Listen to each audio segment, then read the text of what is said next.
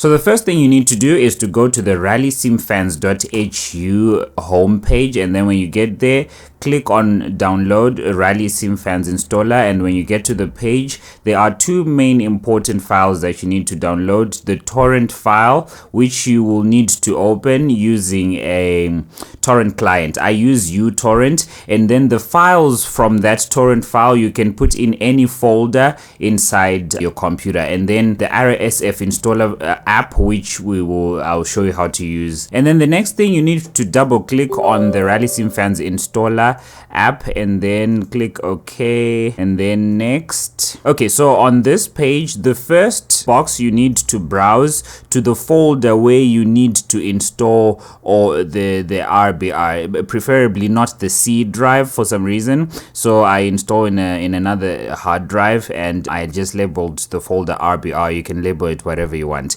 And then the second one, you need to browse to the RSF installer files that you previously installed from the torrent file. And then after this page, you click next, and then you click on full installation since you have not installed the game yet. And then after that, any server will be fine. These servers will be downloading any extra updates that are not in the torrent file that you downloaded at the beginning, and then you just check everything here, and then check everything on this page as well, and then click next, and then click install. So when you click install, it's installing as well as downloading any other files that may not be already in your computer, and you will have to wait for this. It will just take a few minutes.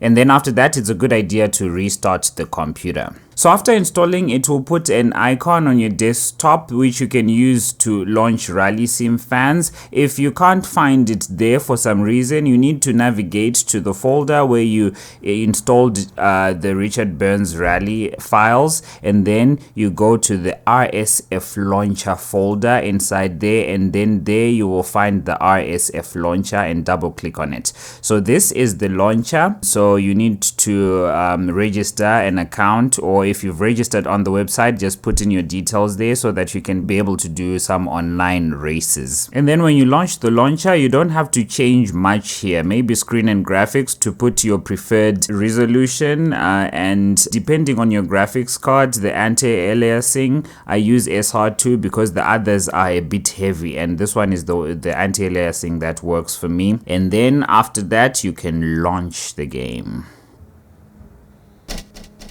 When you get into the game, the first thing you have to do, because now the mouse is not working anymore, the mouse cannot do anything in here, so you'll be using your keyboard, and then you must press escape and go to controls. Even if you press escape many times, you can just still go to options and go to controls, and then controller setup, very important. And then you set up your controls here depending on your hardware, and then after that you press escape, and it will ask you to save, and then you can save. And then after that, you can go back to Rally Sim Fans. So let's just try practice for now, and then you can start the stage.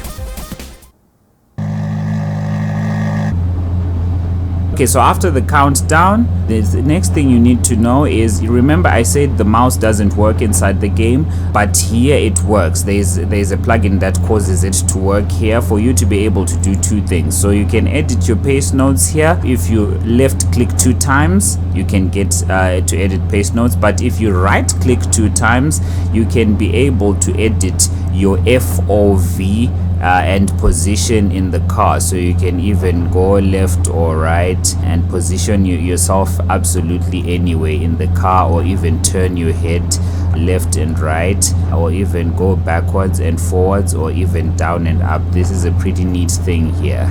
So after you position yourself, you click on save and enjoy the game. One last important thing, after you get out of the game, navigate back to the Richard Burns Rally folder where you installed everything, and get into the saved games folder, and then scroll to this file, this ACM file, right click on it, go to properties, and check read only. If you don't check read only, every time you boot the game, you will have to rebind your controllers every time. But if you check read only, it will prevent the game from deleting the information inside there. But then if you want to edit again, you have to uncheck read only, and then you edit, and then when you close the game, do read only again. If you have any questions, put them in the comments and I'll try to help.